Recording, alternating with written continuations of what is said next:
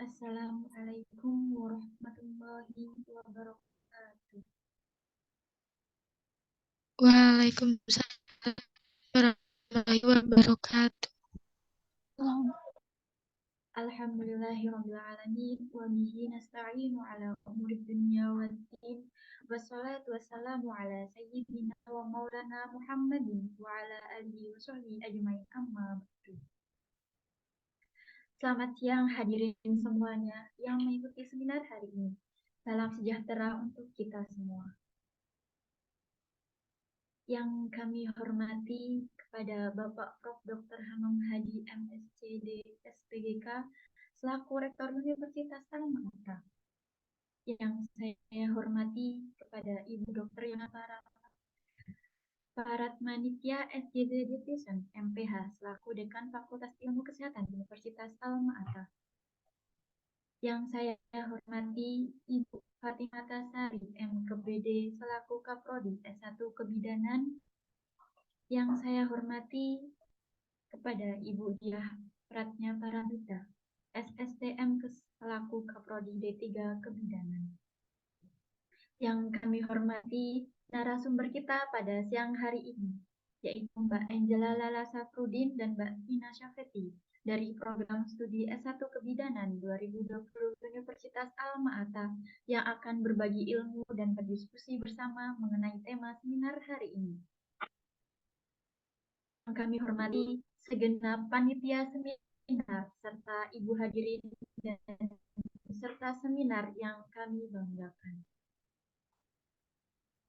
Pertama-tama, marilah kita panjatkan puji dan syukur kita kepada Allah Subhanahu wa Ta'ala yang telah melimpahkan rahmat-Nya sehingga kita dapat berkumpul di acara seminar siang hari ini. Salat serta salam marilah kita curahkan kepada baginda Rasulullah Muhammad Sallallahu Alaihi Wasallam yang kita tunggu-tunggu syafaatnya di yaumil kiamah nanti. Amin. Hari ini, tanggal 23 Juni, kita akan mengikuti serangkaian acara seminar dengan judul Ending Student Achievement and Don't Forget to Focus on Your Productive Health. Sebelum acara seminar kita mulai, izinkan saya untuk membacakan susunan acara dalam kegiatan seminar hari ini.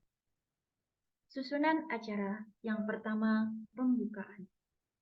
Yang kedua, pembacaan kalam ilahi. Dan yang ketiga, menyanyikan lagu kebangsaan dan Mars Al-Ma'ata. Yang keempat, yaitu sambutan oleh Kaprodi S1 Kebidanan di Universitas Al-Ma'ata. Dan acara yang kelima, yaitu acara inti seminar serta sesi tanya-jawab. Selanjutnya, yaitu sesi dokumentasi. Dan yang terakhir, yaitu penutup. Untuk acara yang pertama adalah pembacaan kalam ilahi dengan harapan supaya acara seminar hari ini dapat berjalan lancar tanpa hambatan suatu apapun. Pembacaan kalam ilahi akan dipimpin oleh Mbak Putri Nur Arumi. Kepada Mbak Putri Nur Arumi, waktu dan tempat kami persilahkan.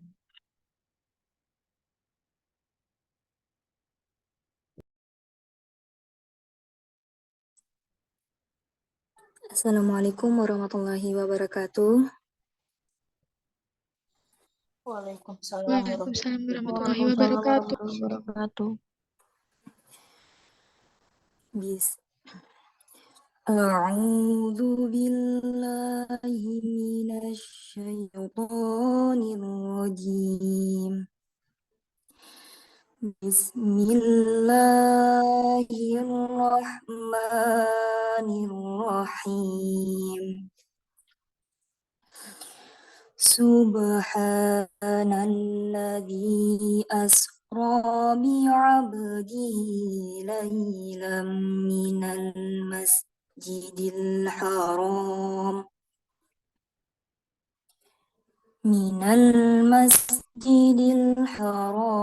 ilal masjidil aqsa alladzi barakna haula الذي باركنا حوله لنريه من آياتنا إنه هو السميع البصير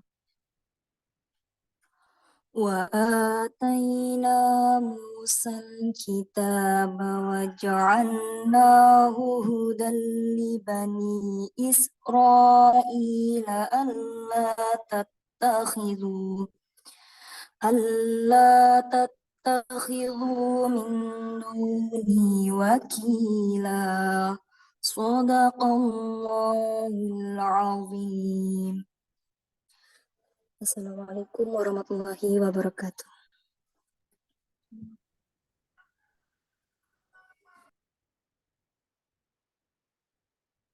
Alhamdulillah, pembacaan kalam telah dibawa.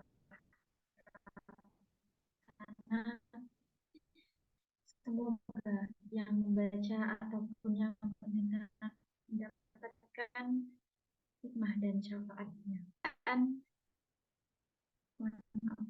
Acara kedua, ya, menyanyikan lagu bersama-sama, lagu Indonesia Raya dan Mars Al-Ma'ata.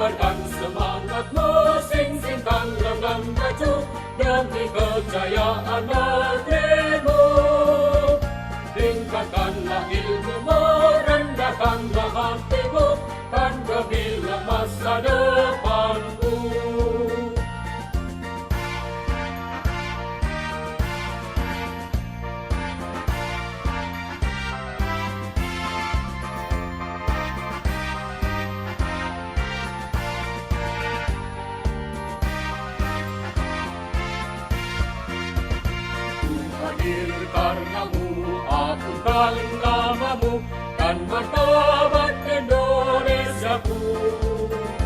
Dengan ilmu berkarya bermodal iman takwa, Alma Ata maju jaya. Tanamkan dalam hati visi kesejahteraan, sinarilah dengan iman. Hormati perbedaan budaya dan pikiran sebagai rahmat seluruh alam. Kobarkan semangatmu, sing-singkan dengan baju demi kejayaan negerimu. Tingkatkanlah ilmumu, rendahkanlah hatimu, dan gemilang masa depanmu.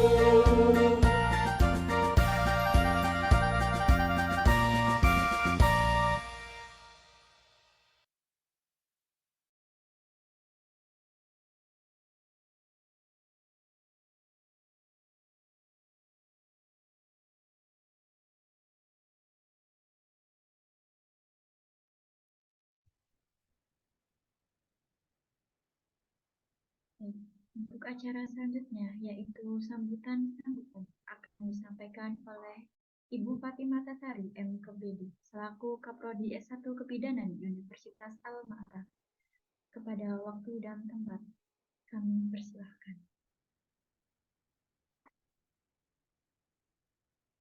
Ya, terima kasih. Assalamualaikum warahmatullahi wabarakatuh. Apakah suara saya sudah terdengar? Nggih, Ibu, sampun. Halo? Sudah. Ya, Bu. Ya, terima kasih. Yang terhormat Ibu Dekan Fakultas Ilmu Kesehatan, Ibu Dr. Yona Parat Manitia SGZ MPH RD, yang saya hormati seluruh dosen yang hadir dalam kegiatan ini, dosen S1 Kebidanan Universitas Al-Ma'ata, seluruh mahasiswa, dan seluruh peserta yang hadir dalam kegiatan ini. Alhamdulillahirrahmanirrahim, kita panjatkan puji syukur kehadirat Allah SWT yang telah memberikan rahmat, hidayah, dan inayahnya kepada kita semua, sehingga kita dalam kegiatan ini dapat bersama-sama mengikuti dengan baik dalam keadaan sehat walafiat tanpa kurang maupun apa. Shalawat serta salam semoga juga selalu tercurah kepada junjungan kita Nabi Agung Muhammad Sallallahu Alaihi Wasallam, dengan bersama-sama mengucapkan Allahumma sholli wa sallim ala Sayyidina Muhammad wa ala ali Sayyidina Muhammad. Mudah-mudahan kita semua menjadi umat beliau yang mendapatkan syafaat beliau di yaumul akhir nanti. Amin ya rabbal alamin. Sebelumnya saya ucapkan terima kasih yang sebesar-besarnya kepada seluruh panitia, mahasiswa S1 Kebidanan Al-Ma'ata yang telah menyelenggarakan kegiatan ini, mulai sudah menyiapkan dengan baik dari jauh-jauh hari. Terima kasih sekali, meskipun mungkin di sela-sela kesibukan menyiapkan UAS, mau menghadapi persiapan skripsi dan sebagainya, ya saya apresiasi sekali untuk inisiasi dan penyelenggaraan kegiatan ini. Selanjutnya saya juga ucapkan terima kasih untuk seluruh hadirin, seluruh peserta yang hadir dalam kegiatan ini, baik mahasiswa S1 Kebidanan maupun yang bukan. Sebenarnya kegiatan ini kami tujukan untuk anak-anak atau murid SMA, meskipun juga tidak menutup kemungkinan untuk bisa diikuti oleh mahasiswa juga, karena sesuai dengan temanya ya.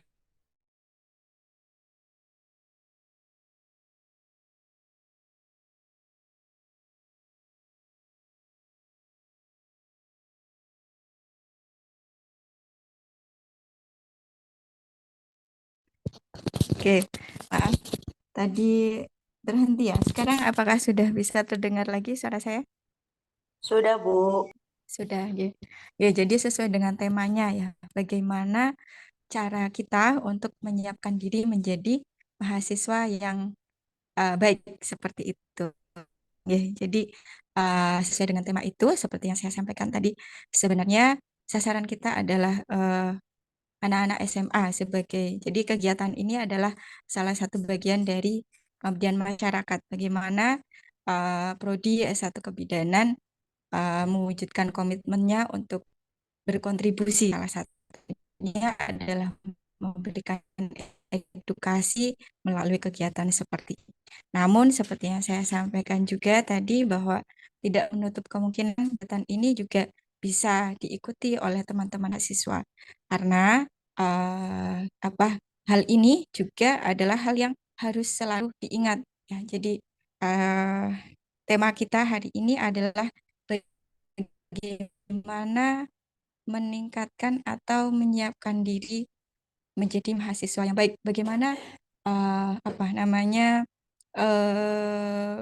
bagaimana mengambil peluang atau menjadikan kesempatan menjadi mahasiswa itu sebagai kesempatan atau pengalaman yang paling baik selama kuliah. Dan juga secara spesifik ya, bagaimana caranya juga untuk mempersiapkan secara kesehatan reproduksinya. Kira-kira seperti itu.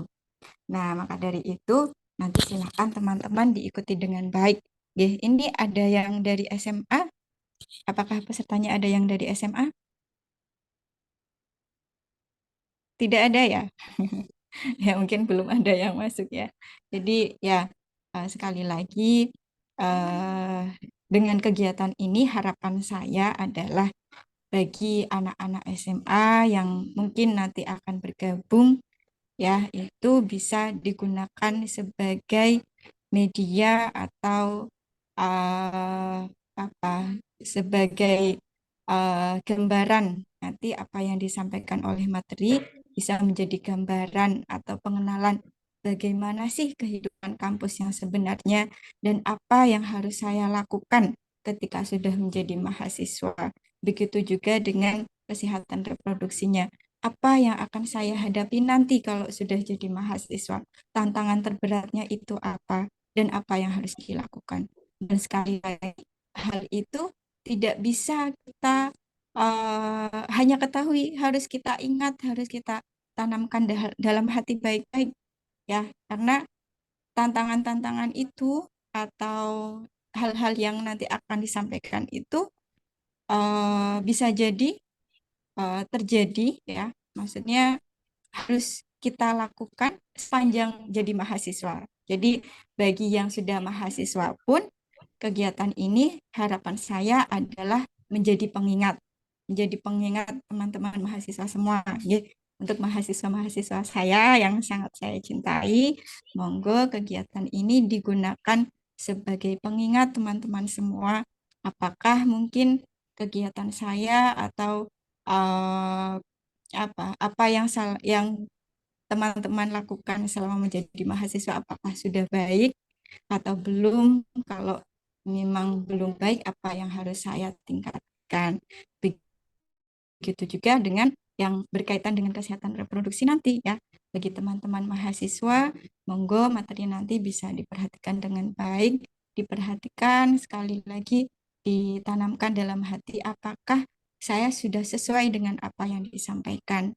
Apakah saya sudah melakukan apa-apa yang disampaikan oleh teman kita dalam penyampaian materi nanti. Kalau belum, apa yang harus kita lakukan? Seperti itu. Nggih. Mungkin itu yang ingin saya sampaikan. Sekali lagi terima kasih untuk seluruh panitia dan seluruh hadirin yang hadir dalam kegiatan siang hari ini. Saya mewakili Prodi juga meminta maaf apabila masih banyak kekurangan dalam kegiatan ini. Semoga sedikit banyaknya ya, kurang lebihnya bisa memberikan manfaat untuk teman-teman semua. Akhir kata, maaf apabila saya banyak kesalahan dalam menyampaikan sambutan ini. Terima kasih, saya akhiri. Assalamualaikum warahmatullahi wabarakatuh. Oke, terima kasih. Waalaikumsalam warahmatullahi wabarakatuh. Baik, kami sampaikan banyak terima kasih kepada Ibu Fatimah Tasari yang telah memberikan sambutannya pada seminar siang hari ini.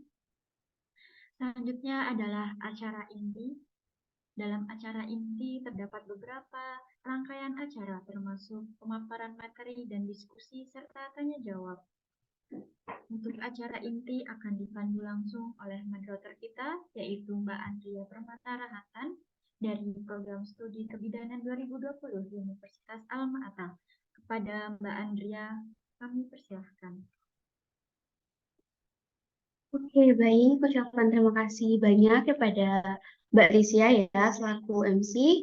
Oke, baik. Halo teman-teman semua. Perkenalkan ya, saya Andrea Permata Rahatan yang merupakan mahasiswa S1 Kebidanan ya. Di sini saya akan memandu acara kita pada siang hari ini ya.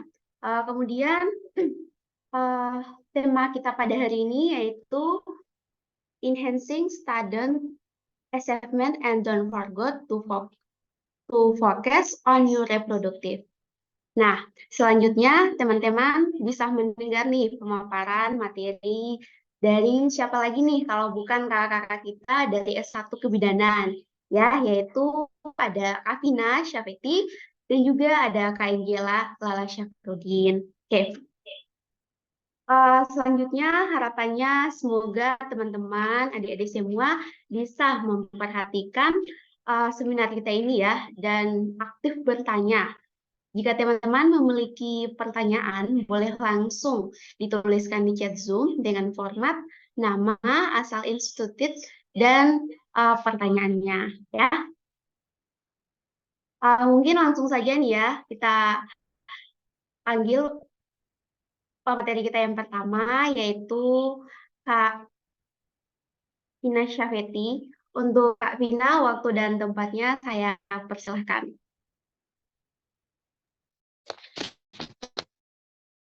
Baik, terima kasih kepada MC yang sudah memberikan kesempatannya pada siang hari ini untuk saya paparkan materi. Sebelumnya, apakah suara saya terdengar jelas? Iya, terdengar, Mbak. Baik, langsung saja nih kita langsung ke pemaparan materinya.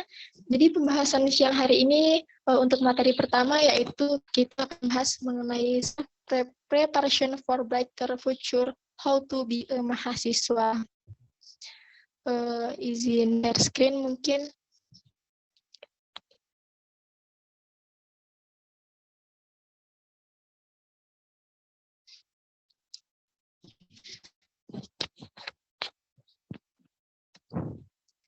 Untuk materinya, apakah di teman-teman sudah terlihat? Sudah.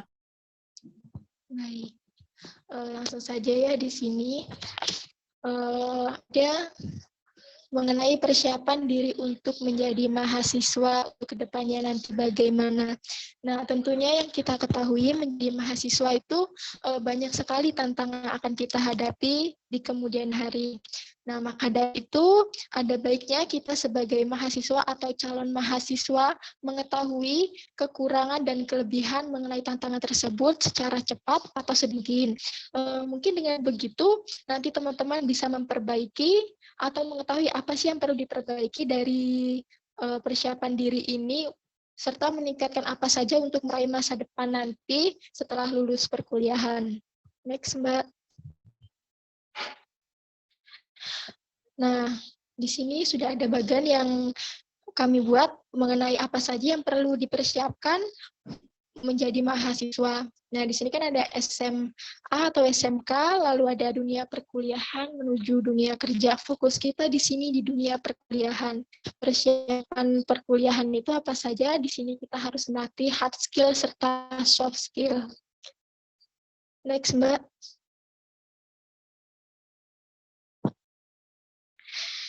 Baik, di sini ada pengertian mengenai apa itu hard skill. Hard skill sendiri merupakan kemampuan di mana setiap seseorang mesti mengasah atau melatih dan juga mengasahnya terus-menerus seperti dengan menempuh jenjang pendidikan.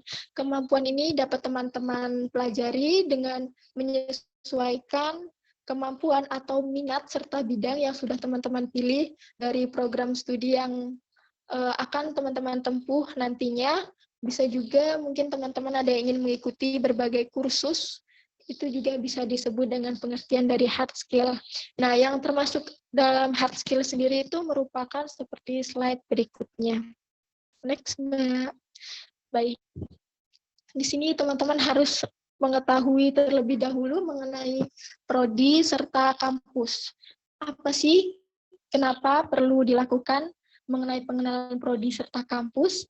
Nah, dari teman-teman mengetahui mengenai informasi prodi dan kampus ini, teman-teman hukumnya wajib. Karena dengan hal tersebut, teman-teman mampu beradaptasi terhadap lingkungan di dunia perkuliahan nanti secara lebih cepat.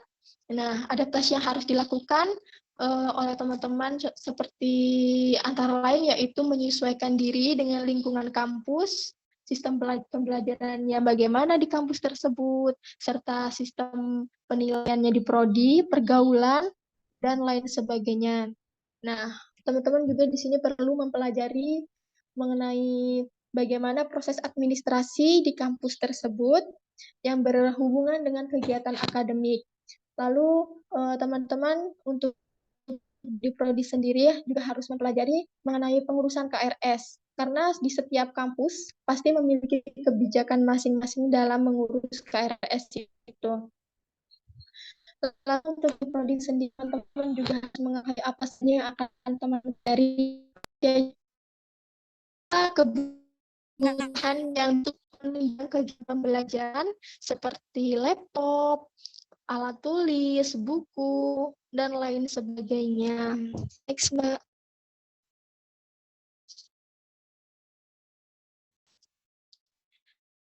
Baik, di sini ada contoh mengenai apa saja yang harus diketahui saat mengenali program studi. Ini kita harus melakukan eksplorasi, yaitu apa saja yang akan dipelajari. Seperti masing-masing pastinya di setiap prodi tersebut memiliki kemampuannya atau kemampuan yang akan digali secara menentu atau khusus. Nah, terus apa saja materi mata kuliah yang akan dipelajari, berapa SKS-nya atau beban pembelajaran di setiap mata kuliahnya. Lalu di sini juga ada berapa lama jenjang pendidikan di program studi tersebut, 3 tahunkah atau 4 tahun. Lalu ada juga apa saja fasilitas yang mendukung dari perkuliahan. Lalu ada bagaimana akreditas program studi di kampus yang dituju, teman-teman harus juga mengetahui karena itu merupakan suatu kualitas. Mungkin misalnya dari program studi tersebut belum terakreditas, teman-teman juga harus mengetahui sebagaimana mampunya kampus tersebut untuk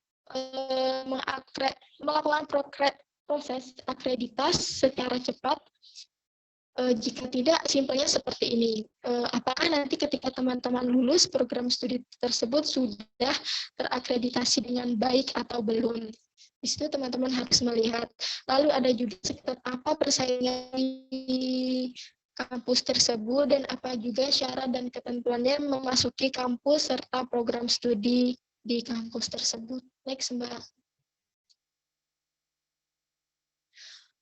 Di sini ada kemampuan menganalisa.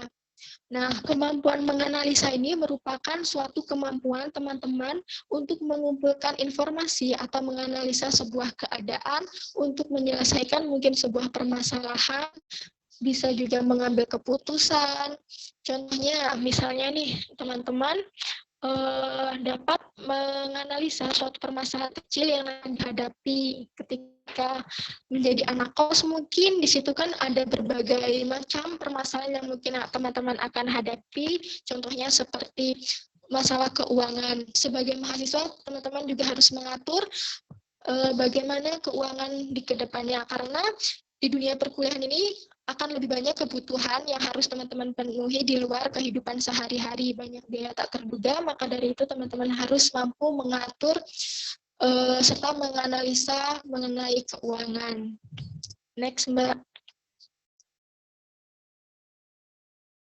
Di sini juga ada melatih hard skill dengan mengikuti kegiatan akademik serta non-akademik.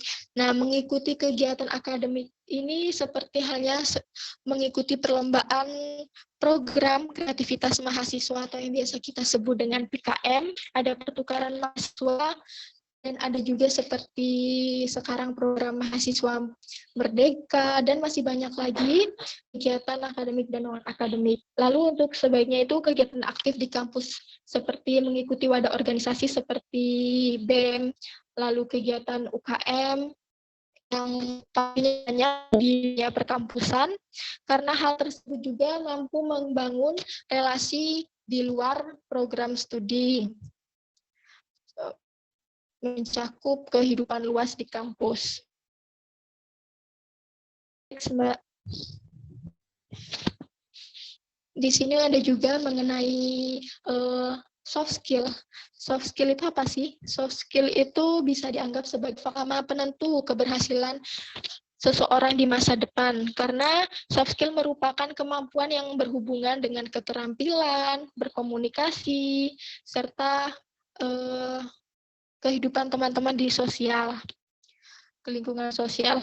Nah, keterampilan yang harus teman-teman miliki ini dapat membangun identitas dan membantu lebih mampu untuk menguasai keadaan di mana teman-teman nanti berada. Selama perkuliahan itu wajib untuk menginvestasikan waktu untuk mengasah berbagai soft skill, khususnya yang akan sangat bermanfaat dunia kerja nantinya. Banyak macam-macam soft skill yang harus teman-teman asah. Next, Mbak. Di sini contohnya ada komunikasi. Nah, komunikasi ini merupakan suatu skill di mana sangat-sangat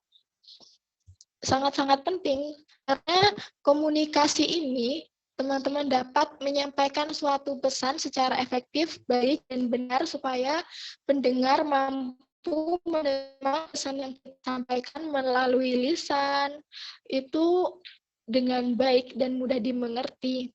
Kemampuan dari ini sangat banyak keuntungan. Teman-teman dapat bekerja sama, memudahkan teman-teman bekerja sama, mampu bekerja sama dalam lingkup kecil maupun lingkup besar, yang dimana usaha bersama antar individu atau kelompok itu untuk mencapai tujuan bersama. Lalu ada keterampilan interpersonal, yang dimana merupakan komunikasi yang dilakukan dalam suatu hubungan antara dua orang atau lebih, baik secara verbal maupun non-verbal. Nah, untuk keterampilan interpersonal ini bertujuan untuk mencapai kesamaan bersama. Keterampilan ini menekankan pada hubungan seseorang dalam individu ataupun kelompok. Next, Mbak. Nah, di sini contohnya dari komunikasi, kita sebagai mahasiswa atau calon mahasiswa, bagi teman-teman harus bisa berkomunikasi dengan baik kepada masyarakat, karena pastinya nanti teman-teman akan memiliki kegiatan di luar. Dari situ teman-teman harus belajar berkomunikasi yang baik mengenai apa yang akan kita berikan untuk masyarakat tersebut, bagaimana prosesnya akan kita lakukan di program-program yang akan kita lakukan untuk masyarakat sekitar. Next, Mbak. Ini contohnya saya dan teman-teman saya terjun ke lapangan, ada kegiatan untuk surveillance. Nah, di sini itu diperlukan komunikasi yang baik kepada masyarakat maupun teman sekelompok untuk mencapai tujuan bersama. Dan untuk masyarakat sendiri kita harus menyampaikan apa sih yang akan kita lakukan atau kita berikan untuk masyarakat tersebut. Next, Mbak.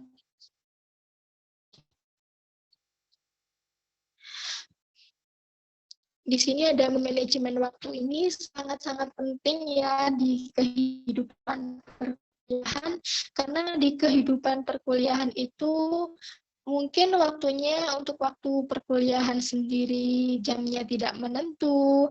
Nah, jadi karena hal ini kemampuan untuk manajemen waktu merupakan cara teman-teman untuk bagi dan mengelola waktu yang teman-teman miliki untuk berbagai aktivitas supaya produktivitas teman-teman tetap maksimal untuk mencapai hal-hal yang sudah teman-teman rencanakan sebelumnya. Nah, kemampuan memanajemen waktu ini dapat membuat teman-teman banyak menyelesaikan banyak aktivitas dan tidak terpaku hanya dengan satu aktivitas seperti terburu-buru. Ternyata teman-teman lupa untuk memiliki jadwal lain seperti itu, karena hal itu biasanya disebabkan karena teman-teman tidak pandai untuk mengelola waktu, belum tepat seperti itu. Contohnya sendiri saat di dunia perkuliahan kan teman-teman harus pintar mengatur waktu itu dikarenakan jadwal kuliah di dunia perkuliahan itu tidak menentu, ujian, tugas kelompok, serta kepanitiaan sendiri, belum lagi diikuti dengan kegiatan di luar perkuliahan, seperti mungkin waktunya teman-teman berkumpul dengan organisasi di luar kampus.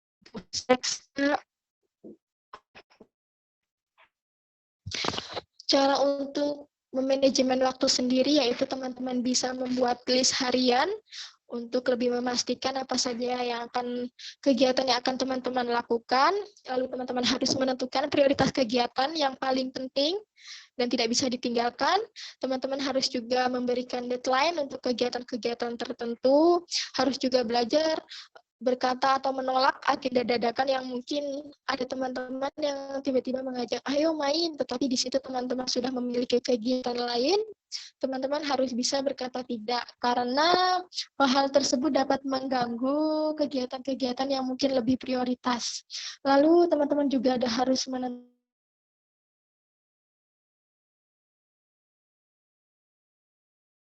tugas, kalau bisa jangan terlalu mepet, seperti itu. Lalu fokus pada target yang sudah diprioritaskan, dan membuat catatan, serta meluangkan waktu pada setiap minggunya untuk teman-teman pergi healing ya. Lalu, next Mbak. Di sini ada melatih soft skill dengan kreativitas. Nah, kreativitas sendiri itu merupakan perilaku atau pola seseorang untuk menciptakan pemikiran sehingga menghasilkan ide-ide terbaru yang unik, serta menarik minat banyak orang untuk mengikuti jejak kita. Di mana kreativitas ini yaitu memberikan gagasan baru dalam memecahkan suatu masalah, contohnya. Nah, setiap orang ini selalu dituntut untuk berpikir kreatif, terutama sekarang di dunia kerja yang sudah modern ini.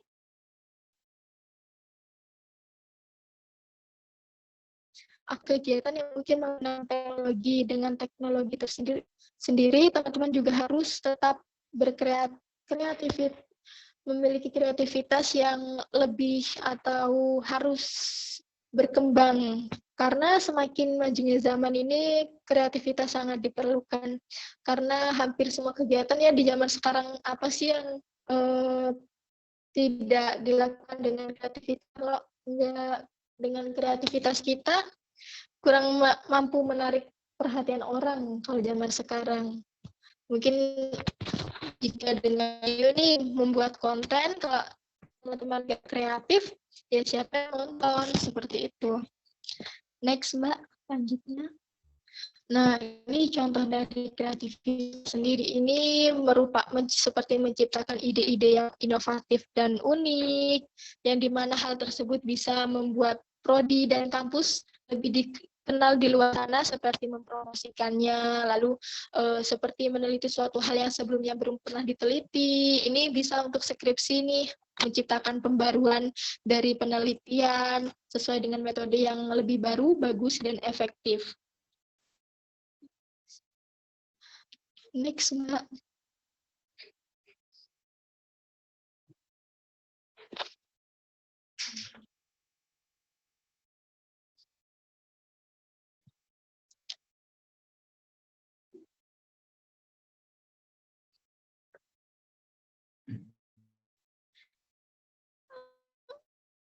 Nah, lalu untuk selanjutnya di sini ada kemampuan kepemimpinan, yaitu di mana leadership skill ini sangat diperlukan untuk menginspirasi orang lain supaya mau bertindak sesuai dengan keinginan atau rencana yang sudah ditetapkan secara bersama-sama. Next, Mbak. Ini contohnya ada pimpin kelompok, ini juga sama. Ini kan contoh dari teman gimana ingin memuncak ya ini. naik gunung, di mana dengan naik gunung ini kan tidak boleh sembarangan, maka di sini harus ada pemimpin yang memiliki sikap leadership supaya dapat mengontrol teman-teman yang lain untuk mengikuti arahan yang sudah ditetapkan dengan jelas, tegas, dan sudah memastikan bahwa seluruh anggota mengerti dengan apa yang sudah disampaikan dan dapat bertanggung jawab mengenai apa yang sudah pemimpin tersebut diberikan. Next, Mbak. Baik, mungkin itu saja materi yang dapat saya sampaikan. Maaf apabila masih banyak salah kata atau penyampaiannya masih kurang jelas. Apabila nanti kurang jelas bisa ditanyakan. Untuk selanjutnya, saya akhiri. Wassalamualaikum warahmatullahi wabarakatuh. Saya kembalikan ke moderator. Oke, Waalaikumsalam warahmatullahi wabarakatuh. Terima kasih banyak Mbak Vina atas pemaparan materinya ya. Sesungguhnya itu sangat menarik ya teman-teman. Mungkin masuk ya pada sesi selanjutnya ya, sesi tanya jawab. Nih untuk teman-teman semua atau mungkin adakah di sini yang dari SMA bisa pencet tombolnya atau menyampaikan? Ada nggak dari yang SMA?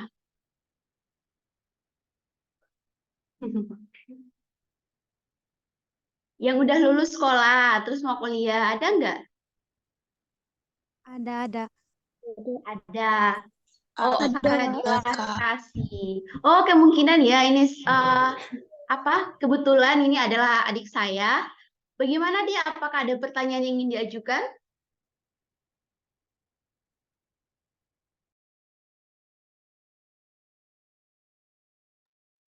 Atau teman-teman mahasiswa yang lain jika ada pertanyaan?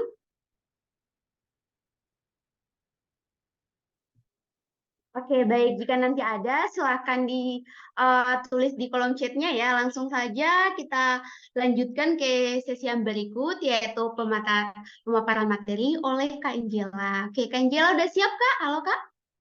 Iya, halo Kak. Udah siap nih. Oke, Kak Angela. Waktu dan tempat saya persilakan, G. Baik, saya ucapkan terima kasih untuk Mbak Moderator karena telah memberikan saya waktu untuk menyampaikan materi. Nah, pada sesi kedua ini, materi yang akan saya berikan yaitu terkait kesehatan reproduksi untuk remaja memasuki kehidupan kampus. Bisa minta tolong di-share screen kan, Mbak?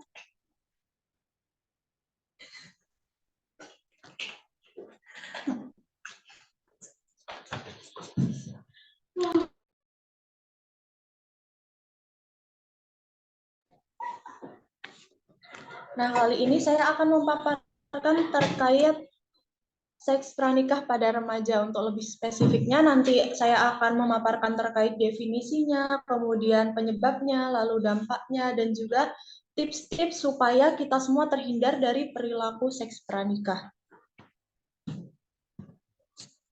Nah, jika kita perhatikan, kasus seks pranikah terutama di kalangan mahasiswa ini semakin hari semakin bertambah ya. Nah, berikut ini ada beberapa contoh artikel yang menunjukkan bahwa seks pranikah itu semakin hari semakin meningkat. Kemudian banyak juga ditemukan mahasiswa yang positif HIV ataupun AIDS. Nah, sebelum membahas lebih lanjut, mari kita mengenal apa sih yang dimaksud dengan seks pranikah itu sendiri. Nah, di sini ada definisi dari seks pranikah, yaitu hubungan seksual yang dilakukan oleh remaja lawan jenis tanpa ikatan pernikahan yang sah. Rata-rata remaja yang melakukannya itu seringkali bergonta-ganti pasangan. Kemudian, apakah seks pranikah itu diperbolehkan? Jawabannya adalah dilarang. Sudah jelas sekali ya, bahwa dalam agama hal tersebut itu sangat dilarang dan mempunyai dampak buruk bagi kesehatan kita.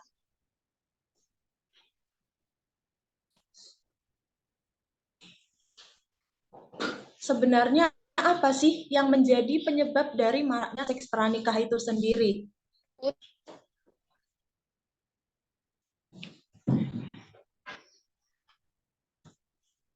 Nah, berikut ini ada beberapa penyebab yang menyebabkan tingginya angka seks pranikah pada remaja. Yang pertama, kurangnya wawasan tentang agama. Nah, keterbatasan ilmu agama yang dimiliki dapat memicu seseorang terjerumus ke dalam pergaulan bebas dikarenakan lemah iman. Nah, dengan kita mendalami ilmu agama, itu dapat membantu kita semua supaya terjauhkan dari kegiatan yang negatif. Kemudian yang kedua yaitu kurangnya wawasan tentang kesehatan reproduksi. Nah, kurang pengetahuan, dampak dan akibat akan hal yang dilakukan tersebut, itu dapat memudahkan untuk terjerumus ke dalam hal-hal yang negatif. Kemudian yang ketiga yaitu kurangnya pengawasan dari orang tua, khususnya para remaja yang tinggal jauh dari orang tua nih atau anak rantau, sehingga menyebabkan minimnya pengawasan dari orang tua. Lalu remaja tersebut itu merasakan euforia atau merasa kebebasan untuk melakukan apa yang diinginkannya.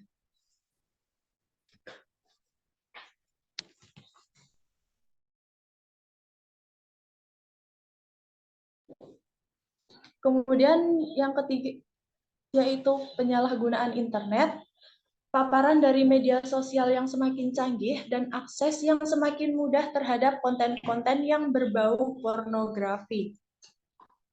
Kemudian yang keempat yaitu pengaruh dari pertemanan. Memiliki lingkungan pertemanan yang baik akan membawa dampak baik untuk kita. Begitu pula sebaliknya. Apabila lingkungan pertemanan kita itu tidak baik, maka juga akan menyebabkan kita mudah terjerumus ke hal yang negatif.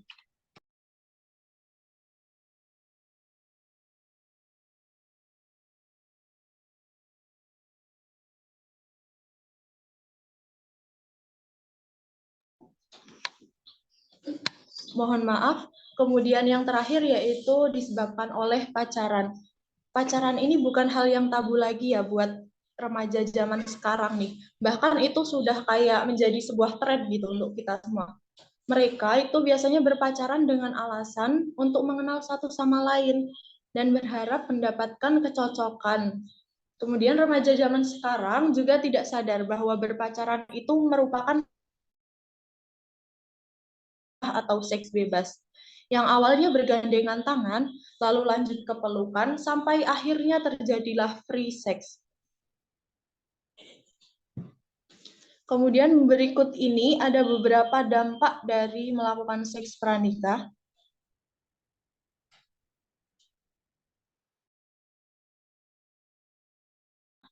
Sehingga mengakibatkan terjadinya pernikahan dini bagi mereka remaja yang melakukan hubungan seks pranikah ini di usia yang tergolong masih sangat muda. Kemudian juga bisa menjadi aib keluarga, pastinya kita tidak mau kan membuat malu orang tua kita karena perbuatan kita yang kurang berhati-hati. Kemudian yang kedua, remaja juga belum siap.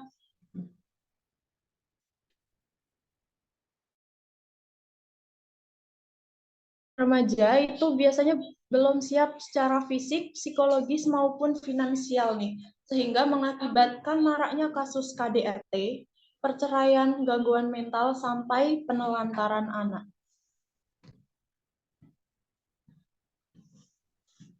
Bahkan untuk kasus penelantaran anak sendiri ini kan ditemukan banyak sekali ya di daerah kita. Kemudian kasihan juga kan mereka yang nggak tahu apa-apa itu harus terkena imbasnya juga. Lalu yang selanjutnya ada aborsi dan juga bunuh diri. Untuk menutupi keburukan ataupun mencari jalan keluar agar tidak merusak nama baik dirinya maupun keluarganya, banyak dari mereka yang aborsi atau pengguguran janin, bahkan sampai bunuh diri. Kemudian juga dapat terjangkit penyakit IMS atau infeksi menular seksual, yaitu penyakit yang diakibatkan salah satunya ya karena ada hubungan seksual itu dan juga sering bergonta-ganti pasangan. Contohnya yaitu HIV atau AIDS. Pasti di sini sudah pada nggak asing lagi ya sama HIV atau AIDS, di mana penyakit tersebut diakibatkan oleh virus yang menyerang sistem kekebalan tubuh, sehingga dapat mengakibatkan rentannya tubuh terhadap berbagai macam penyakit.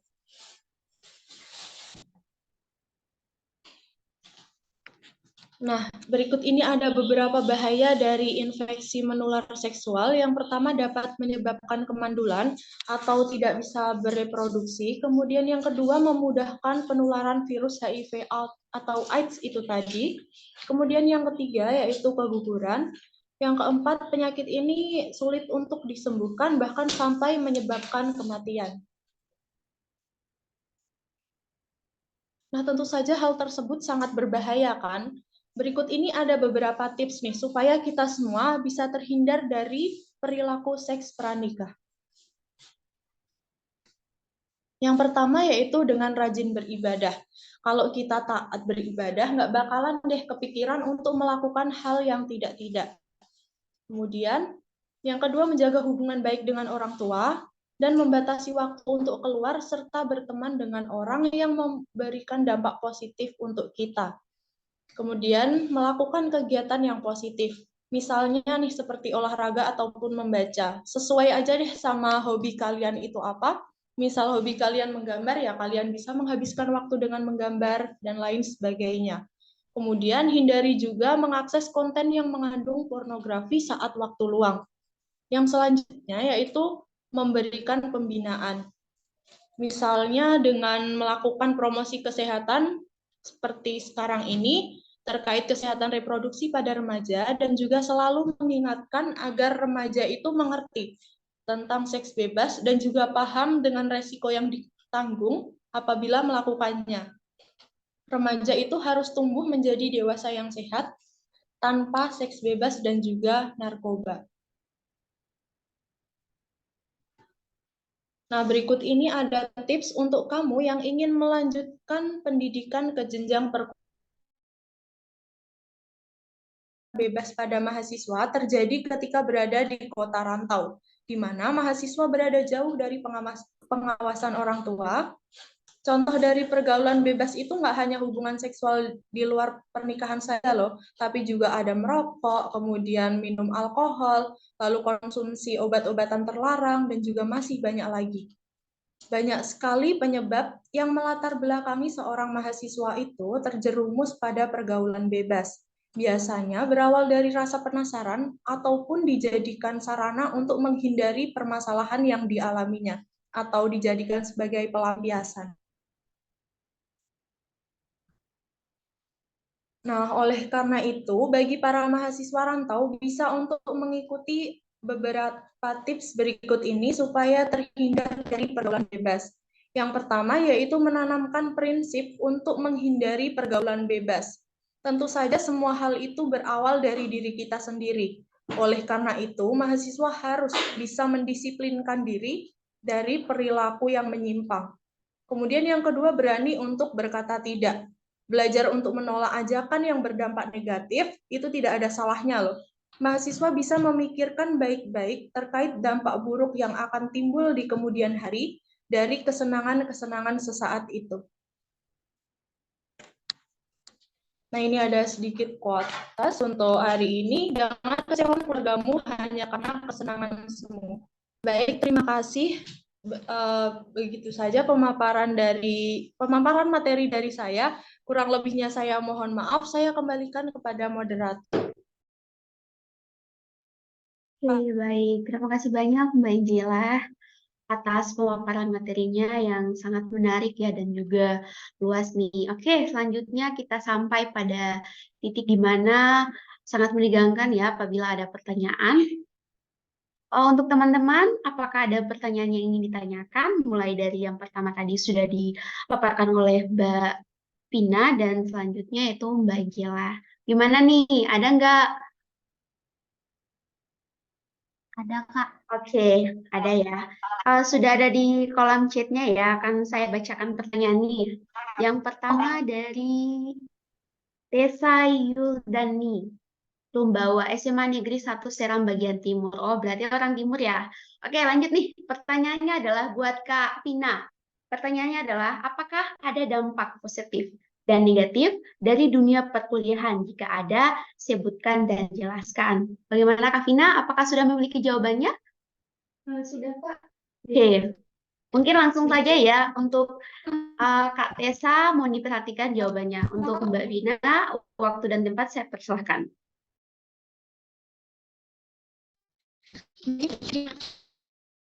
Sudah memberikan pertanyaan yang bagus ya, apakah di dunia perkuliahan itu memiliki dampak positif dan negatif. Nah, tentunya itu sangat kuliah skill dan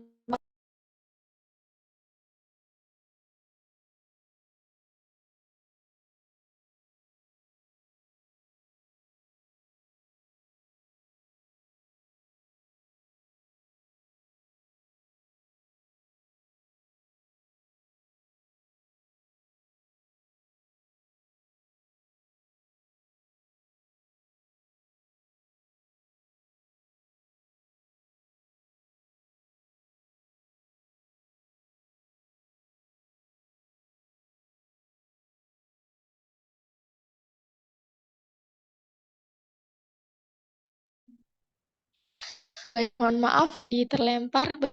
Apakah suara saya sudah terdengar? Sudah, Mbak, sudah. Baik, lanjut ya.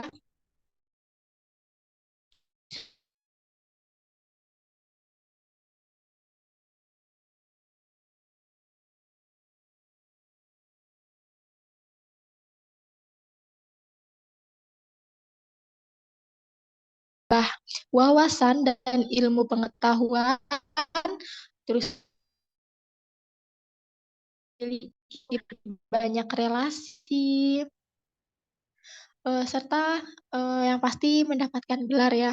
Nah, untuk dampak negatifnya itu apa ya? Dampak negatif dari dunia perkuliahan, mungkin dampak negatifnya itu jika teman-teman tidak dapat membatasi diri sendiri. Mungkin teman-teman berpikir bebas nih, udah nggak ada yang mengawasi di dunia perkuliahan karena ngekos.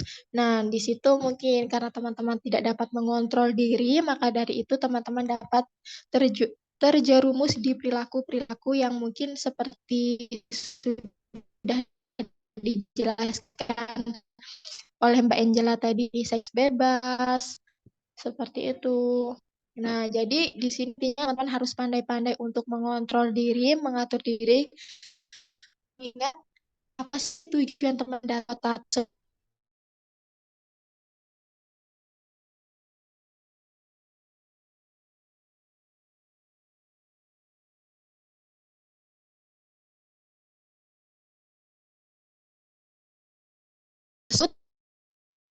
Bagaimana Dek Tessa? Apakah jawabannya sudah?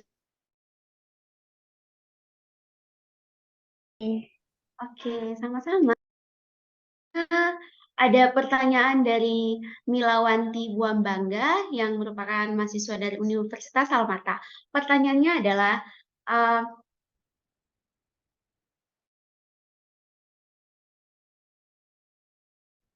tanda HIV itu apa saja dan berapa lama baru muncul tanda-tandanya di dalam tubuh? Mungkin pertanyaan ini diajukan kepada Mbak Angela ya. Untuk Mbak Angela, bagaimana? Baik, saya izin untuk menjawab.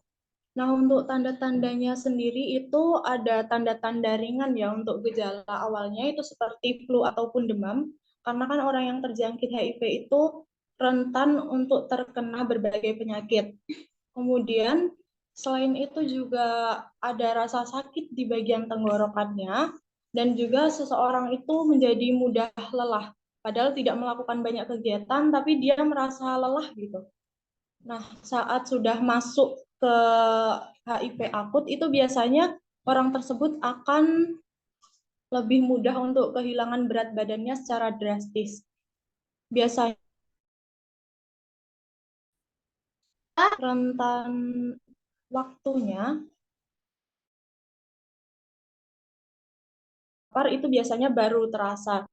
Jadi jika merasa ada yang ganjal gitu sama tubuhnya, jangan asal mendiagnosis sendiri, tapi kita perlu juga untuk periksa ke dokter untuk melihat lebih lanjut gitu tentang diagnosis medisnya gitu.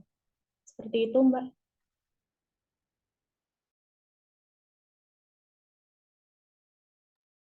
Bagaimana Mbak? Apakah bisa dipahami?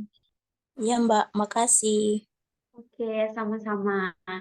Selanjutnya ada lagi nih pertanyaan dari Ziani Ridwanti dari Pondok Pesantren Mualimin Muhammadiyah Pakan Sinayan. Wah, dari pesantren ya. Pertanyaannya adalah, apakah HIV hanya disebabkan karena gonta-ganti pasangan atau ada penyebab yang lainnya? Bagaimana Mbak Angela?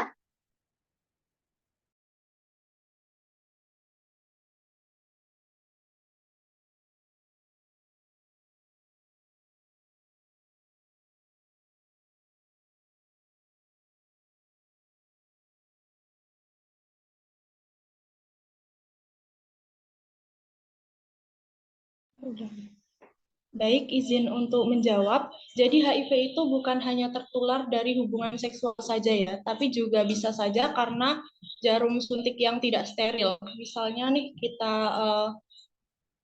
waktu imunisasi ataupun waktu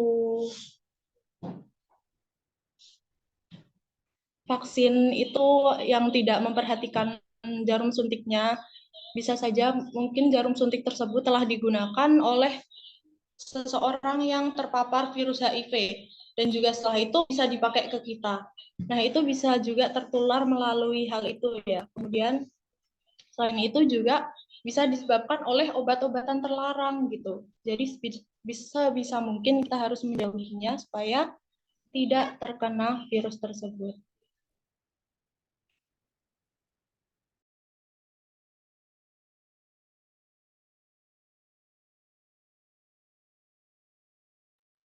Oke, bagaimana? Apakah bisa dipahami?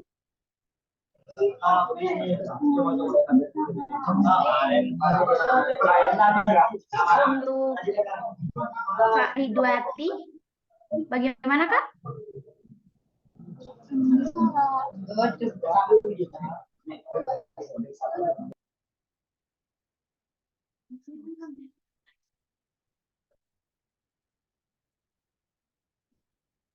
Oke, mungkin kita lanjutkan saja ya pada pertanyaan yang berikut, yaitu dari Rizka Arsiati dari SMA 1 Pangkalan Banteng.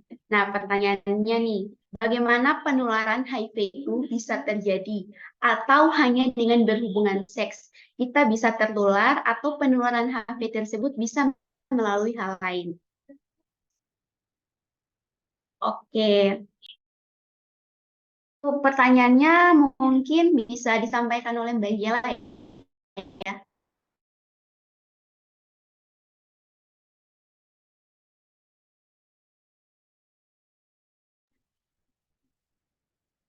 Oke, sepertinya untuk pertanyaan yang berikutnya ini sama ya, seperti itu dan sudah dijawab oleh Kak Inggila. Selanjutnya dari Serina Stikes BCM Pangkalan. Pertanyaannya nih, bagaimana cara mengatasi bagaimana caranya mengatasi agar tidak terjadi seks bebas di kalangan remaja? Nah, tadi sepertinya sudah ada di dalam slide-nya ya. Mungkin saya perlu perjelas lagi, yaitu bisa saja kita menambah wawasan tentang agama. Jika kita berbekal ilmu agama yang cukup, maka nggak bakalan nih kita buat ngelakuin hal-hal yang negatif.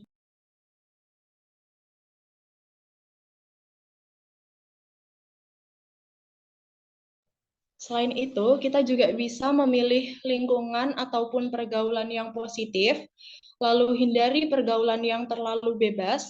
Selain itu juga bekali diri dengan iman tadi ya, dengan mendekatkan diri kepada Allah Subhanahu wa Ta'ala, misalnya dengan rajin sholat, kemudian rajin membaca Al-Quran, kemudian arahkan diri untuk mengikuti kegiatan yang positif. Misalnya nih bisa dengan ikut organisasi atau UKM tadi, seperti yang disebutkan di materi pertama tadi, sehingga waktu kita itu akan bermanfaat dan kita juga akan terhindar dari pergaulan yang terlalu bebas. Seperti itu.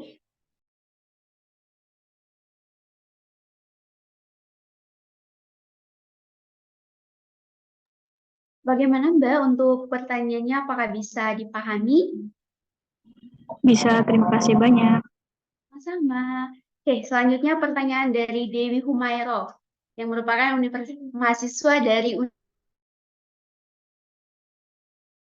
lakukan di saat ingin aktif di dunia perkuliahan, seperti lomba-lomba, namun merasa bahwa diri kita tidak bisa apa-apa atau bisa dikenal dengan insecure. Apa masih bisa diperbaiki atau mulai keaktifan tersebut? Mungkin pertanyaan ini diajukan kepada Mbak Vina ya.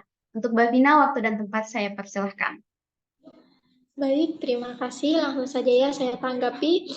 Jelas masih bisa diperbaiki, Mbak, karena insecure itu merupakan ketakutan yang datang dari diri Mbaknya sendiri. Nah, yang pertama kita dapat melakukan roadmap diri, kita harus tahu tujuan dari hidup kita itu apa. Lalu ketika kita bisa bermanfaat untuk diri kita sendiri dan sekitar, pasti akan ada kepuasan tersendiri dan keluarga. Dan pastinya keluarga juga bangga dengan prestasi yang sudah kita torehkan. Jadi tentunya masih sangat bisa diperbaiki dan belum terlambat. Asah kemampuan yang sudah Mbak miliki. Bagaimana Mbak?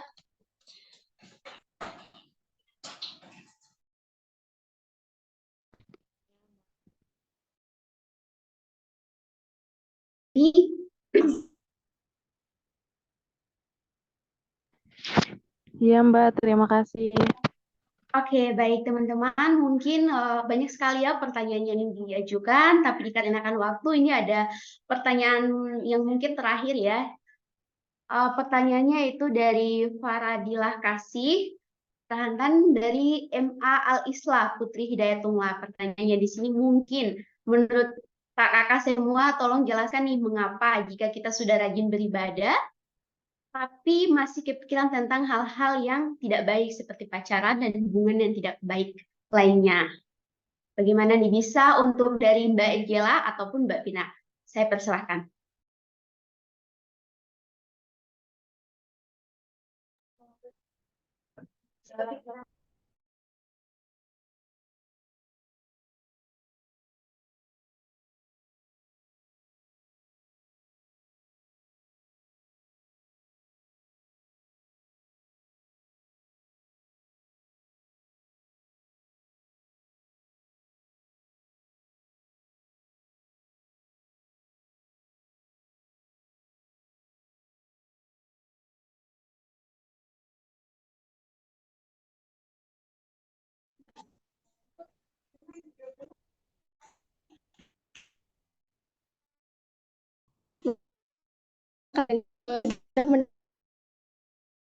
Masih pikir hal-hal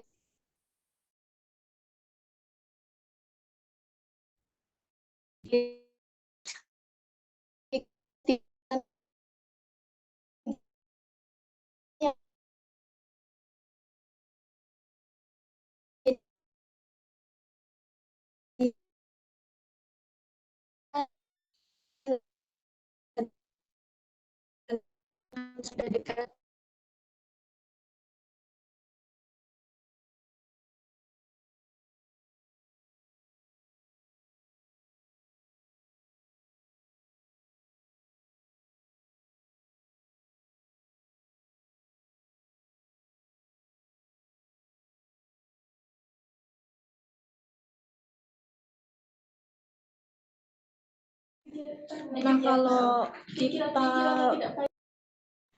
Nah, kalau kita ini melakukan kegiatan yang positif seperti yang disebutkan oleh Mbak Vina tadi, insya Allah nih kita bakal terhindar dari pikiran-pikiran yang negatif seperti itu.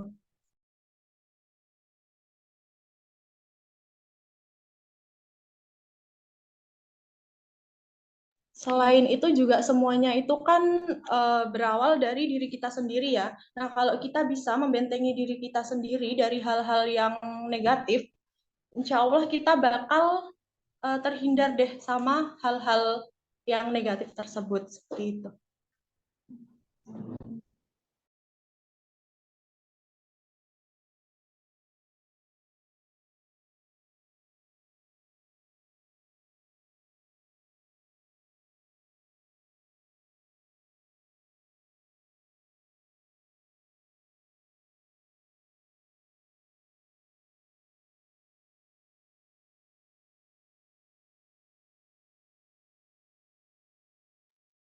Mohon maaf Ibu Bu Fatim, apakah ada yang ingin ditanyakan?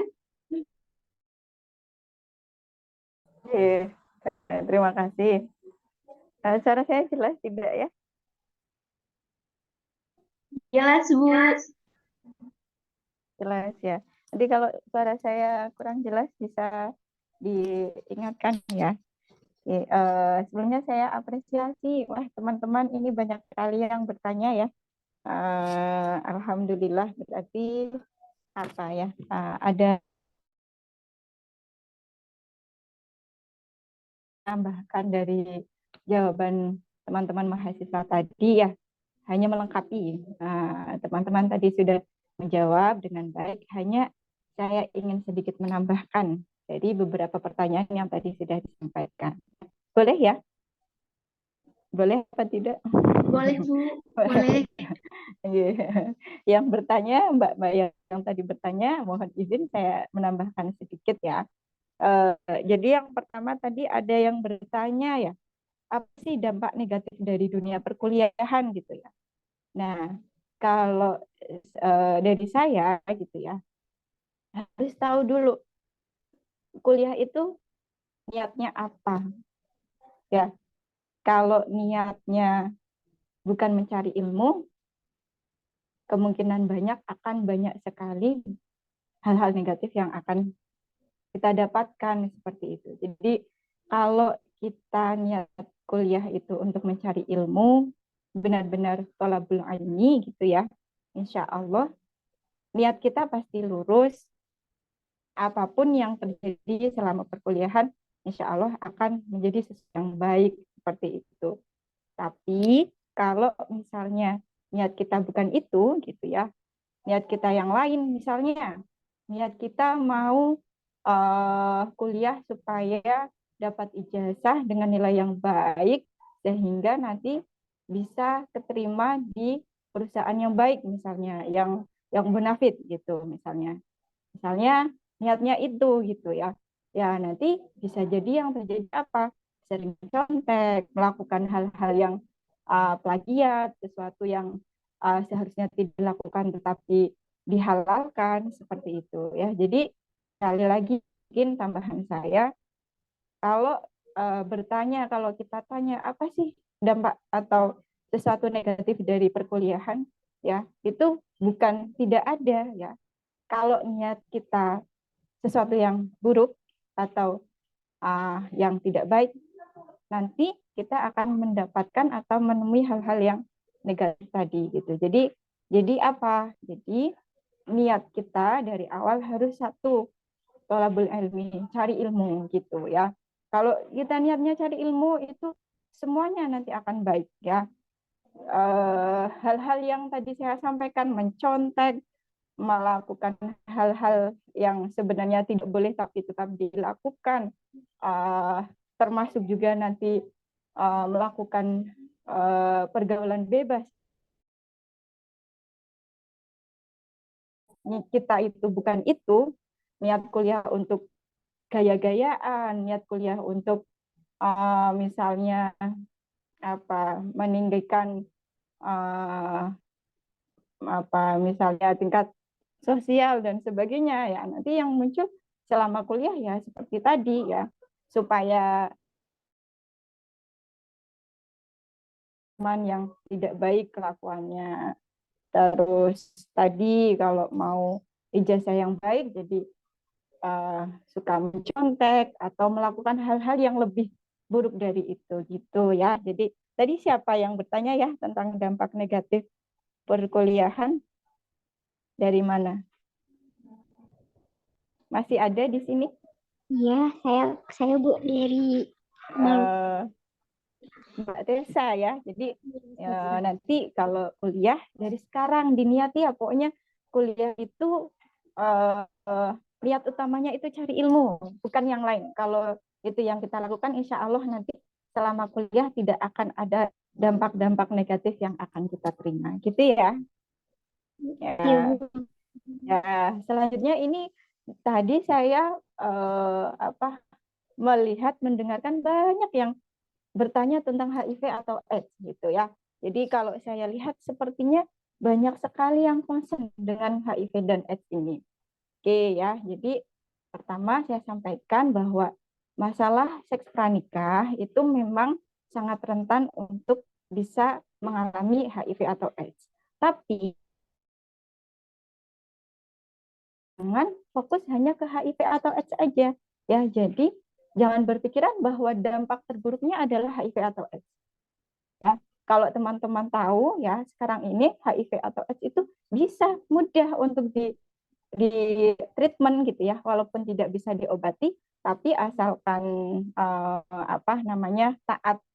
taat berobat dan sebagainya, itu sebenarnya orang yang terkena HIV itu bisa sama seperti orang umum, seperti orang sehat, sama seperti orang yang asalkan dia rutin minum obat, maka dia akan sehat, bisa punya anak, punya pasangan dan sebagainya gitu, seperti orang umumnya. Gitu ya. Jadi masalah seks pranikah ini masalah utamanya bukan HIV atau AIDS gitu ya. Jadi HIV AIDS itu memang masalah, tapi jangan hanya fokus ke situ karena jauh lebih besar, jauh lebih berat dari HIV atau AIDS itu sendiri ya. Seperti yang saya sampaikan tadi, HIV atau AIDS itu memang tidak bisa diobati, tapi masih bisa. Lebih penting itu apa? Yang lebih penting itu banyak kehidupan sosial, kehidupan karir, pendidikan, semuanya itu ya. Kalau kita istilahnya sudah kadung terjerumus ke seks pranikah, itu bisa runtuh semua gitu. Yang sedang kuliah tiba-tiba seks pranikah, tidak bisa mengatasi, hamil tidak bisa melanjutkan ya, yang sedang berkarir dan sebagainya gitu.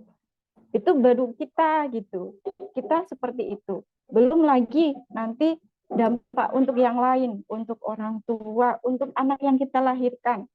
Kalau kita hamil anak dengan hasil seks pranikah, nah, apa jadinya gitu ya? Yang hamil diinginkan saja itu ya, itu banyak yang lahir dalam keadaan tidak sempurna, apalagi yang hasil seks pranikah ya. Belum masalah nanti masalah itu masalah kesehatan, belum nanti masalah nasabnya, misalnya nanti lahir siapa bapaknya. Sekarang teman-teman juga sering melihat ya, banyak yang sekarang ini ada beberapa kasus yang suka di sini pada suka nonton gosip nggak ya? Saya termasuk ya, mungkin ibu-ibu ya. Contohnya misalnya sekarang kasus artis-artis itu banyak yang sengketa anak gitu ya. Anak ini jelasnya punya siapa gitu. Ya, bayangkan kalau misalnya teman-teman itu sekarang melakukan hal seperti itu, punya anak, besok terjadi yang seperti kalian lihat ya, seperti artis-artis itu, bayangkan anak kalian itu punya masalah yang seperti itu gitu ya. Lahir besoknya sengketa, ini anak siapa dan sebagainya. Itu masalahnya apa ya? Masalahnya karena seks pranikah itu gitu. Jadi yang ingin saya sampaikan bahwa HIV atau AIDS itu memang satu masalah yang penting dari dampak seks pranikah. Tapi ya, masalahnya seks pranikah itu tidak hanya itu ya. Lebih banyak hal besar yang negatif, dampak buruk yang lebih besar yang bisa kalian dapatkan ketika kalian melakukan seks pranikah itu. Banyak sekali kalau teman-teman nanti mau belajar gitu ya, nanti cari banyak sekali seks pranikah itu, istilahnya itu gerbangnya. Kalau sudah melakukan seks pranikah, nanti seks beresiko yang lain itu akan mengikuti ya. Misalnya seks pranikah, misalnya itu. Kalau misalnya ternyata tidak sampai menikah ya, bisa jadi dia akan mengulangi dengan yang lain. Bisa jadi itu bisa membuat perempuan itu menjadi diserang untuk melakukan seks gitu ya. Jadi mungkin awalnya kan sering menjadikan seks pranikah itu sebagai bentuk kesetiaan gitu kan. Kalau anak-anak remaja gitu, buktinya kamu setia apa? menyerahkan keperawanan dan sebagainya gitu. Nah, kalau misalnya nggak jadi, nanti bisa jadi yang sudah pernah melakukan seks akan lebih mudah untuk mencari kepuasan yang sama gitu. Nah, tidak jadi sama yang ini, nanti sama yang lain lagi. Akhirnya dia jadi multiple seks atau punya perilaku seks yang suka seks sana sini. Ya, itu semakin besar lagi resikonya gitu. Intinya seks pranikah itu adalah gerbang utama untuk melakukan perilaku seks berisiko yang lain. Jadi sangat-sangat harus dihindari gitu.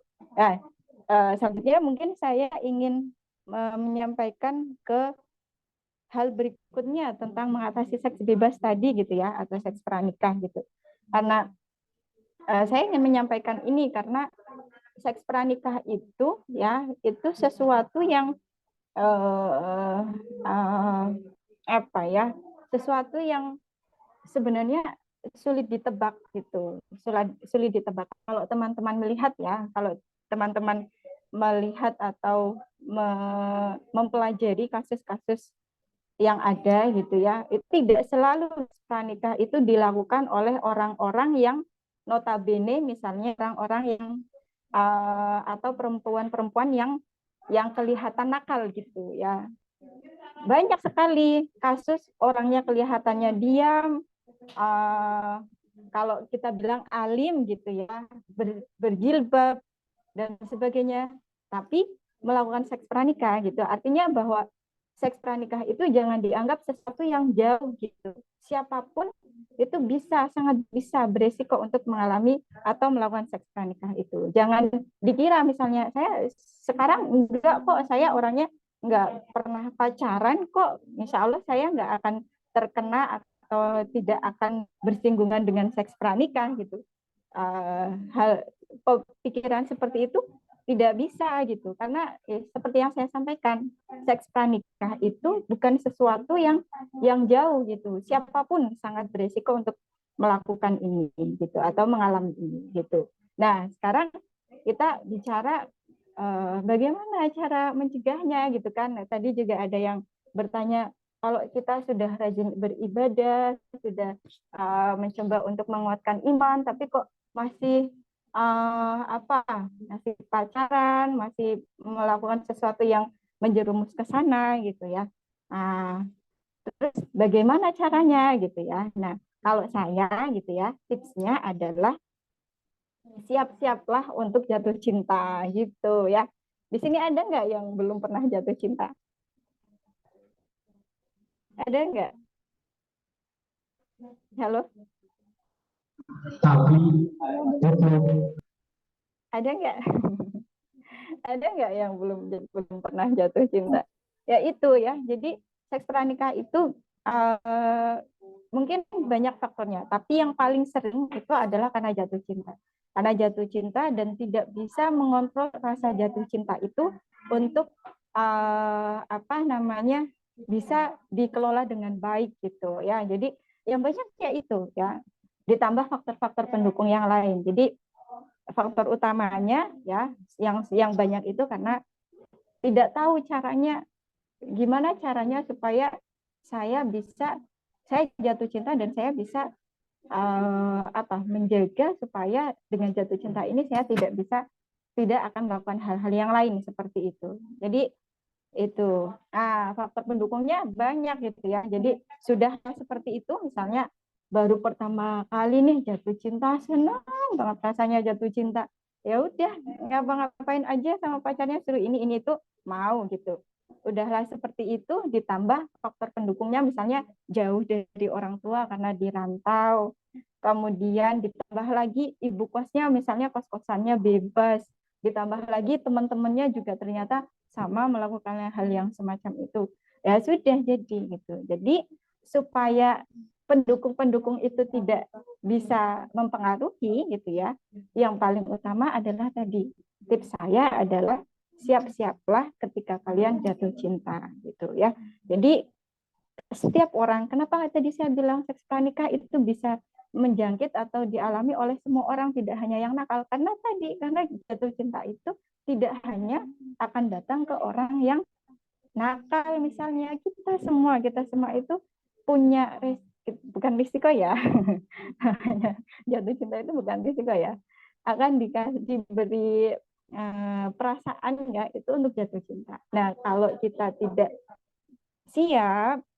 siap untuk mengelola itu ya, tidak tahu caranya mengelola ya, itu akan sangat berisiko kita untuk mau melakukan apa saja termasuk seks pranikah. Jadi tips saya itu, siapapun dari kalian gitu ya, yang sudah jatuh cinta maupun yang belum jatuh cinta ya, itu bersiap-siaplah. Kalau ada rasa itu kelola dengan baik.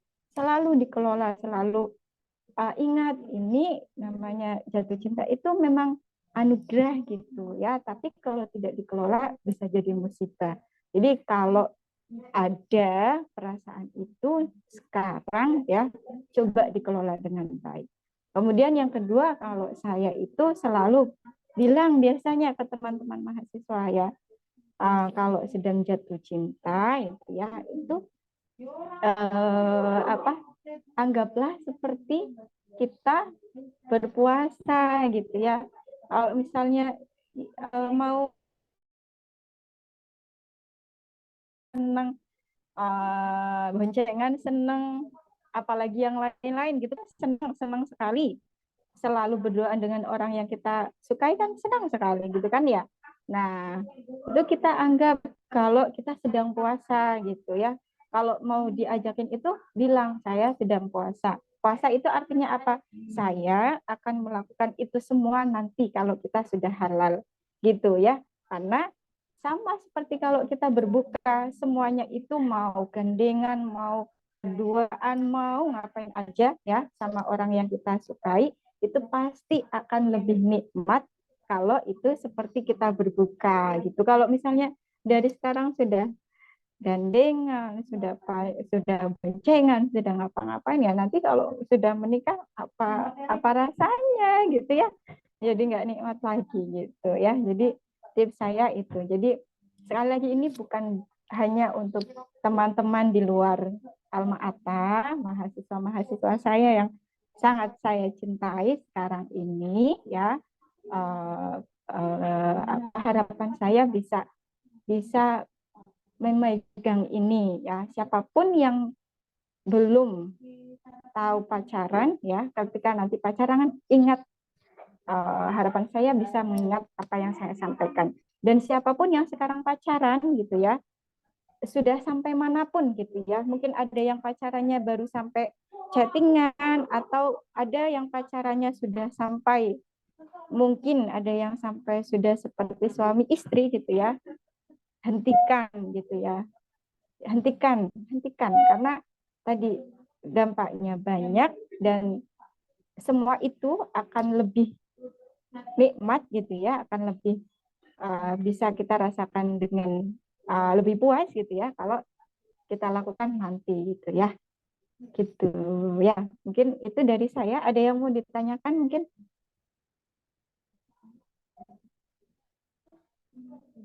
Ada yang mau ditanyakan dari yang tadi bertanya mungkin? Halo?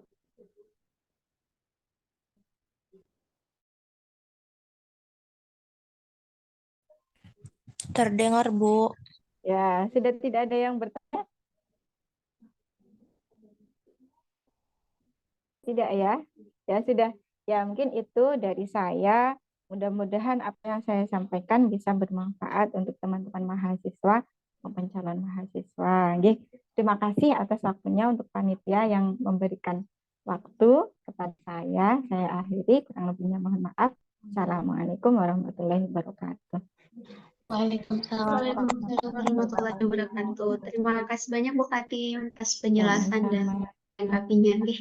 Oke, selanjutnya alhamdulillahirrabbilalamin. Dengan berakhirnya sesi diskusi tanya jawab kita tadi, maka berakhir pula seluruh rangkaian kita pada sore hari ini ya. Nah, selanjutnya di sini saya akan menarik kesimpulan diskusi seminar tadi ya. Yang pertama tentang harus hard skill ya, di mana sebuah kemampuan yang dapat kita asah ya melalui yang bisa kita asah dan juga kita latih melalui pendidikan, misalnya dari adik-adik yang tadi, ada dari SMA bisa melanjutkannya ke perguruan tinggi ya. Perlu diingatkan bahwa faktor utama dari penentu keberhasilan kita semua adalah di masa depan ada bagaimana kita mampu mengasah keterampilan dalam komunikasi sosial gitu ya sepertinya. Selanjutnya untuk seks pernikahan, seks pranikah itu harapannya semoga kita semua di sini terhindar dari hal tersebut. Dan sebagaimana kita telah ketahui bahwa banyak sekali dampak ya yang tentunya akan merugikan diri kita sendiri ya, apalagi kita yang terlibat. Kemudian berusaha untuk selalu ikhtiar dan jauh dari hal-hal tersebut dan memilih teman dan pergaulan dimanapun kita berada, karena sesungguhnya pergaulan kita menentukan bagaimana masa depan kita kelak nanti ya. Mungkin itu saja dari saya selaku moderator pada siang hari ini. Saya ucapkan terima kasih banyak kepada seluruh teman-teman rekan. Saya ucapkan terima kasih banyak ya. Billahi taufiq wal hidayah. Wassalamualaikum warahmatullahi wabarakatuh. Saya kembalikan kepada MC. Baik, untuk selanjutnya sesi dokumentasi terlebih dahulu ya. Untuk kepada hadirin sekalian yang saya hormati, mohon berkenan untuk membuka kameranya, karena kita akan segera melakukan sesi dokumentasi.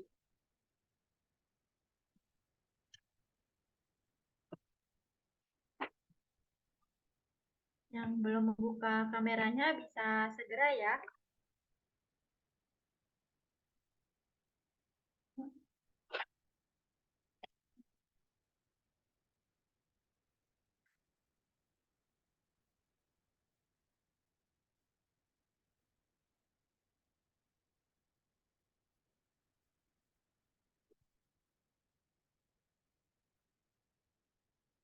Masih banyak yang belum membuka kameranya. Mari untuk segera membuka kameranya agar acara cepat selesai.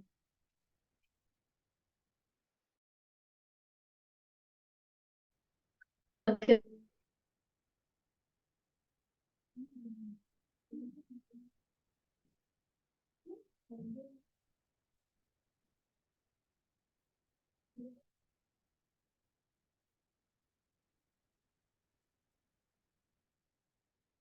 Baik, saya ambil dokumentasinya. Saya hitung ya, 1, 2, 3.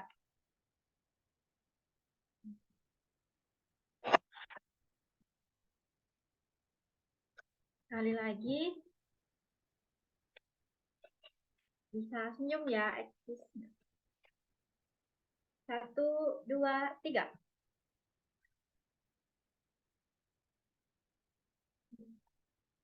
Sudah.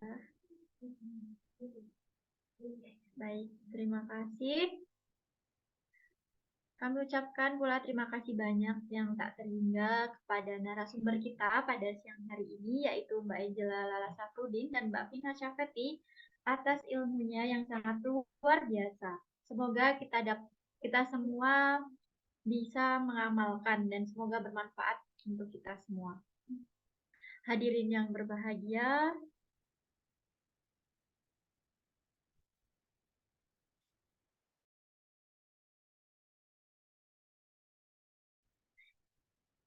saya mewakili segenap panitia ingin meminta maaf atas segala kekurangan atau kehilafan yang mungkin terjadi. Kami juga berterima kasih kepada peserta yang telah bersemangat untuk mengikuti acara seminar pada hari ini. Tentunya sudah banyak sekali pertanyaan yang telah terjawab pada siang hari ini. Semoga kita semua bisa mengamalkan dan bermanfaat untuk kita semua ilmunya.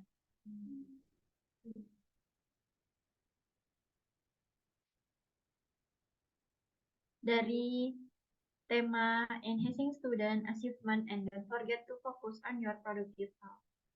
Baik, akhirul kalam. Selamat siang. Wassalamualaikum warahmatullahi wabarakatuh. Waalaikumsalam.